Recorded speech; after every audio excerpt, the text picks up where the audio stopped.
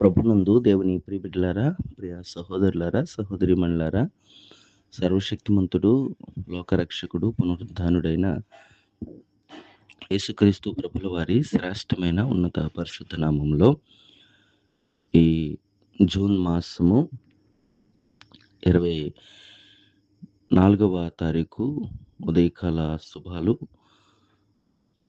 మీ అందరికీ కూడా హృదయపూర్వక నిండు వందనాలు తెలియజేస్తున్నాను. అందరూ బాగున్నారా? దేవుని మహాకృపలో అందరూ క్షేమంగా ఉండాలని ప్రభుకి ప్రార్థన చేస్తున్నాను. రండి వాక్యాన్ని చదువుకుని ప్రార్థన చేసుకుందాం. అయితే ఆత్మఫలం ఏమనగా ప్రేమ, సంతోషము, సమాధానము, దీర్ఘశాంతము, దయాళత్వము, మంచితనము, విశ్వాసము, సాత్వికము, ఆశా నిగ్రహము. గలతీయులకు రాసిన పత్రిక 5వ అధ్యాయం 22వ వచనంలో ఈ విలువైన మాటలు, ఈ ఫలాల గురించి మనం ఆలోచన చేసి ధ్యానం చేసినట్లయితే, మానవులుగా మన ఇంటి దగ్గర ఏదైనా ఒక చెట్టును నాటినప్పుడు లేకపోతే ఒక ఫలాన్ని పండిస్తున్నప్పుడు ఖచ్చితంగా దాని ఫలం కోసమే దాన్ని పండిస్తూ ఉంటాం. దాని ఫలాలు చూడాలని లేదా భుజించాలని మనం ఆ చెట్టును ఇష్టంతో నాటుతూ ఉంటాం. అలాగే మనందరము కూడా ఆయన వ్యవసాయంలో నరమొక్కలుగా ఉన్న మనందరి జీవితాల్లో కూడా ఫలించేవారుగా ఉండాలి. ఆ ఫలాలు దేవుడు చూడాలని ఆశపడుతూ ఉన్నప్పుడు, ఆయన సస్యరీరుడిగా ఉన్నప్పుడు, మార్గమును వెళుతూ ఉన్నప్పుడు ఒక అంజూరపు చెట్టును చూసి అది పచ్చగా ఆకులు కలిగినట్టుగా ఉన్నది, కానీ దాన్ని వెతికినప్పుడు ఒక పండు కూడా కనపడిన కారణాన్ని బట్టి శాపానికి గురయ్యి ఆ చెట్టు మాడిపోయినట్లు, ఎండిపోయినట్లు మనం చూడగలుగుతున్నాం. దేవుడు నిన్ను నన్ను కూడా, మనందరం కూడా ఫలించాలి అని, మనలో ఫలాలు కనపడాలని ప్రభు చూస్తున్నాడు. ఆ ఫలాలు ఏంటో గలతీయులకు రాసిన పత్రికలో ఈ 5వ అధ్యాయం 22వ వచనంలో ఈ 9 ఫలాల గురించి ప్రభు చెప్తున్నాడు. ఆ ఫలాలు మనం ఫలించగలుగుతున్నామా? ప్రేమ కలిగి ఉంటున్నామా? ప్రభులో సంతోషించగలుగుతున్నామా? సమస్త జనులతో సమాధానం కలిగి ఉంటున్నామా?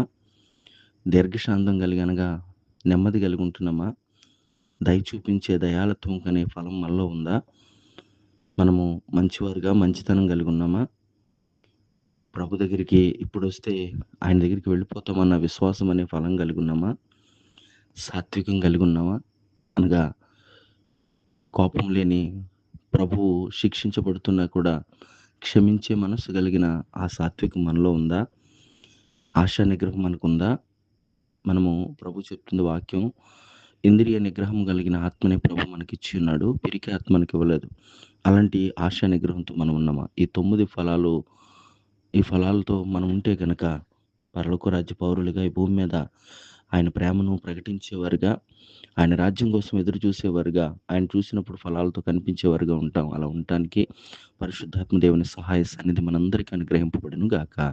ఆమేన్. ప్రార్థన.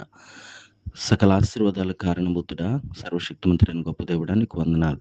గడిచిన దినాలని కృప చూపి రాత్రంతా సుఖ నిద్రనిచ్చి ఆయుష్ను పొడిగించి ఆరోగ్యంతో ఈ దినకాల సమయంలో ఈ ఉదయకాల వేళ నీ మాటలతో, ఈ ఫలాలతో ప్రారంభిస్తున్న మా దినచర్య నీకు మహింకరంగా ఉండినట్లు, ఆ ఫలాలు మేమందరం ఫలించినట్లు, ఈ మాటలు ఆలకిస్తున్న వారి జీవితాల్లో ఫలభరితమైన బ్రతుకులు వారు కలిగి ఉండటానికి కృప దయచేయమని, నువ్వు దయచేసిన దినమంతట్లో కూడా ఈ సమయాన్ని మొదలుకొని ముగింపు వరకు కూడా మీరు తోడుగా ఉండండి. దినం పుట్టినరోజు, పెళ్లి రోజు జరుపుకుంటున్న వారికి నూతన సంవత్సర దయా కిరీటాలు ధరింపచేయండి.